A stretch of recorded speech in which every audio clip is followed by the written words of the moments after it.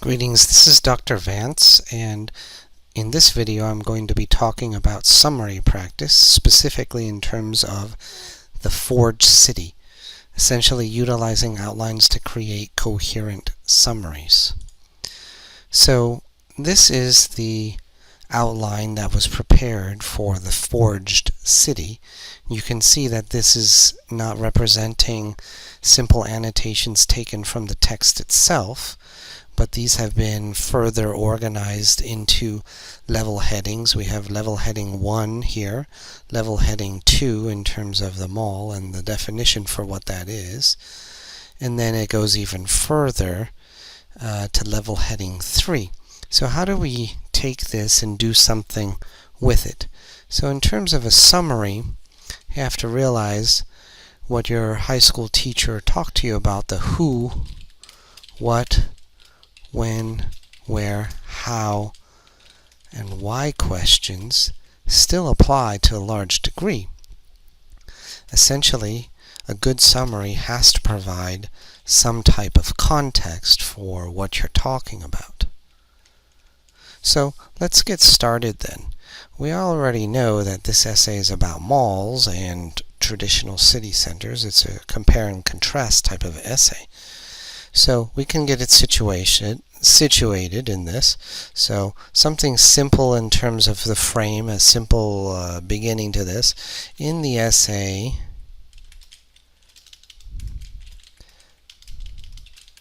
The Forged City, by whoever the author is. In this case, we'll call it Rumpini Papadomichalaki. She does something, right? She argues, thinks, believes, states. She does some type of verb in terms of what she's trying to do, but what is she trying to do? And that's why we put in ultimately this overall thesis. So in this essay, Papadomichalaki argues, or we could even say is concerned about the difference between traditional city centers and malls that have now been designed to take their place.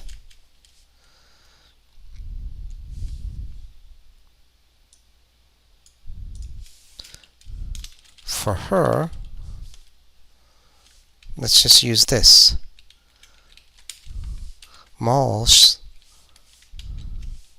have many different issues. How about more direct here? Many different problems, and should not be thought of as regular city centers. By utilizing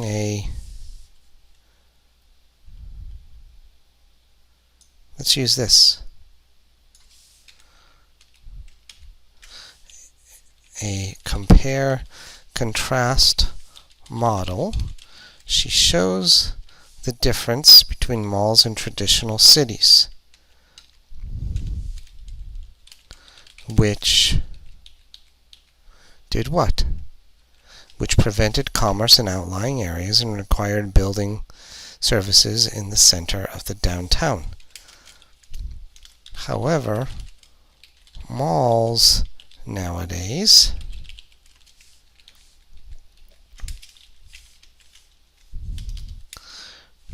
bring everything together for the sake of commerce. And indeed, such malls, let's use what we have. Let's take out this for right now. Such malls have specific advantages over traditional city centers because they often provide, and now we have a nice list, free parking, climate control, choice, and even, we don't want to say a theme park because not all malls have theme parks, but even venues for all ages. Okay, let's take this out. We don't really need it in our summary. Yet, and then we try to transition, yet despite how convenient malls can be, Papa Michalaki warns that citizens should not confuse them with public spaces. Fanboys here, for and nor but or yet so, for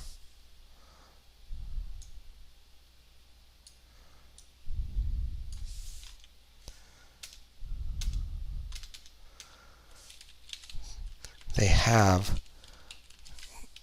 no elected officials, no responsibilities as a city, no governance by the people, committees, or citizen approval of bylaws. In fact, malls are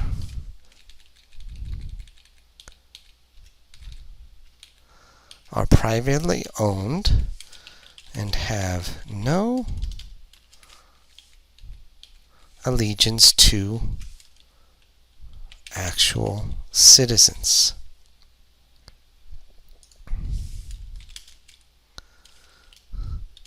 An additional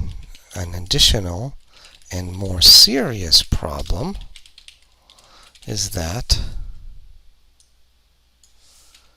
and look at what we have, is that behavior is strictly controlled in malls, more so than in regular city centers. How can this be seen? According to the author, it is especially true in that people cannot. Notice how I'm changing the verb tenses to really match what is required here. So in terms of person and plural, in that people cannot distribute political flyers, petition, or demonstrate. Nothing is to disrupt the process of buying. And this includes, let's take this up here, includes what? The filtering out of undesirable or distasteful elements from the premises.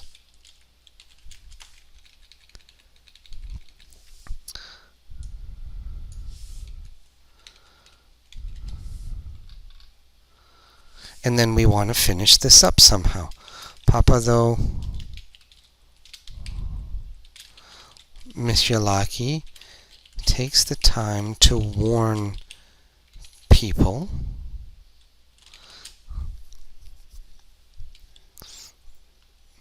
that even though malls are convenient, they cannot and should not take the place of real city centers where people from all different castes of society can congregate and make their voices heard as citizens. There we go. This, dear friends, is a pretty solid pretty solid summary now. And look how fast we produced it, because we had a very good outline. Now you can say, oh, well, should we do something else with this? Yeah, I mean, you could create a hook here. Possibly there are many different ways of writing a summary. For instance, some of this material could appear in other paragraphs later on, and so you don't have a big block of text here. That's another way. That's another organizational pattern. So, you could also make it more interesting by having that hook. You could start out even with a little example. Have you ever tried to demonstrate about a particular political issue at the mall? Have you ever handed out flyers there? This sort of activity would be stopped almost immediately by whom? By the ever-present, another good word for that is omnipresent, security guards in their souped-up golf carts. Their job, in fact, is primarily to stop anything that would stop shopping. So we have a little hook there.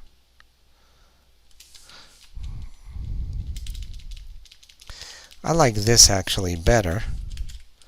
Papado Michalaki, in her essay, The Forged City, has the answer. And then you could transition to the rest of this. So this is just an example of how to create a coherent summary. And notice, we just went through and we utilized the previous outline. We went from this, with all its small errors. We didn't include all this. We didn't have to include all of these sublevel headings. But we have primarily what this essay is about. So we could then hand this to somebody else in the class who perhaps hadn't read this essay, The Forged City, and they would understand, this is what these are the main points. So this is an example of a summary.